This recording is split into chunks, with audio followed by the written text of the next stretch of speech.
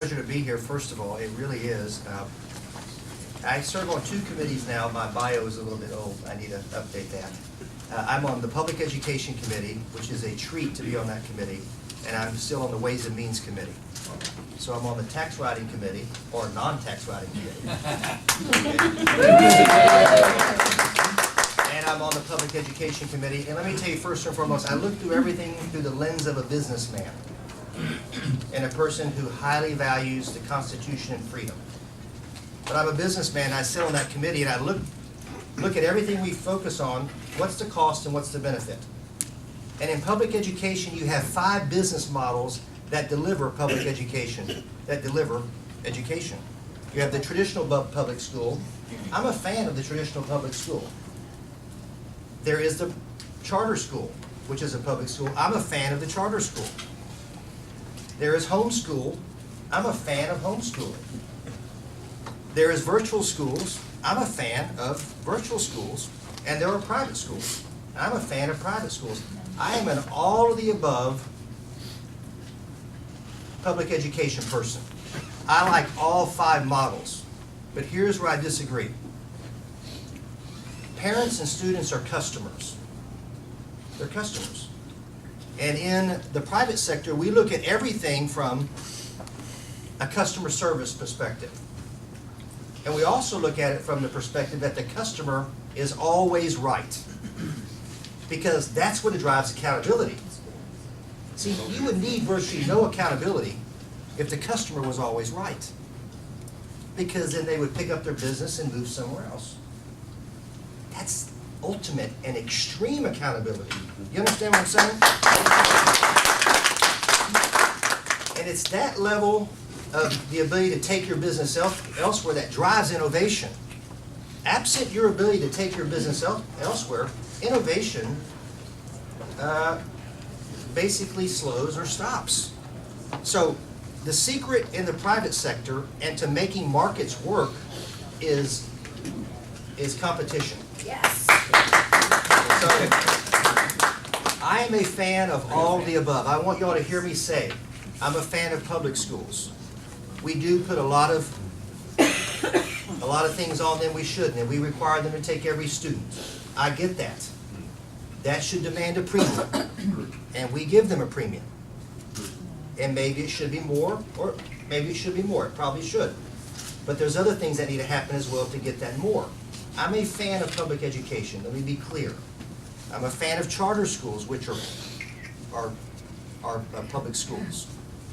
I want the takeaway from here is Bohac is a fan of all of the above. And the person who knows what's best is the parent and student customer to choose the business model that best fits the unique attributes of that student. A government does not know the unique attributes of every customer. I can tell you that. I can tell you that. And especially as I need to tell you all something.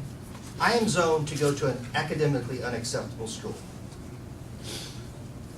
I don't know how many legislators can say that they're zoned to go to an academically unacceptable school. And by the way, I represent 3 magnificent school districts. Let me be very clear. Spring Branch ISD is top-notch. Cy-Fair ISD, Mark out there, does an amazing, incredible, outstanding job.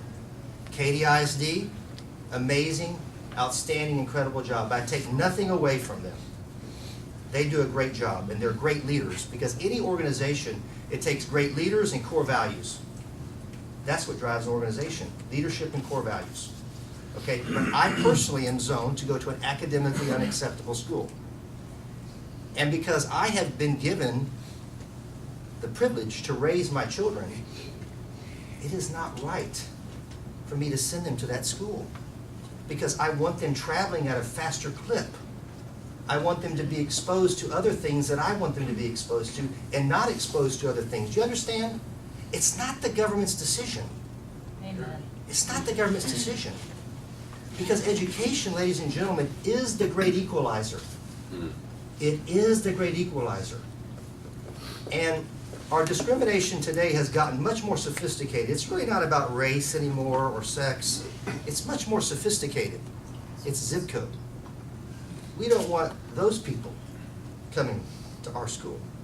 It's much more subtle. That subtle discrimination is not right either. Ladies and gentlemen, we have to give parents the choice because they know ultimately what's best for that particular student customer. And what does that look like? I don't know what it'll look like this session, but I know that we have to keep carrying the ball a little bit, and a little bit down the road.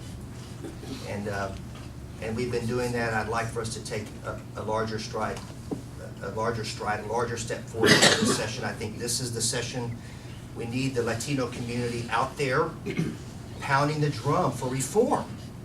We have to have Latinos and African Americans and whites and all the different racial makeups of people, but especially we need the Latino community to lead in this effort because the change will only come when the Latino community leads in the school choice arena. I can tell you hands down, it will not happen until the Latino community leads. And I know, and every child deserves a great education, an education to succeed. That zip code should not trap you in a failing school. And likewise, we shouldn't have faux public school choice either. Okay? People will say, oh, Dwayne, we have school choice, but we really don't. If I want to send my kids to Hunters Creek Elementary School, you think that's capped? Full or not full? Full. What if I want to send them to Memorial High School? You think that's full? Right? So it's not real unless it's real. You see? And then what they'll say is, well, but listen, we have caps to deal with. And we don't want to reconstitute classes. We can't add on rooms, right? So what am I saying?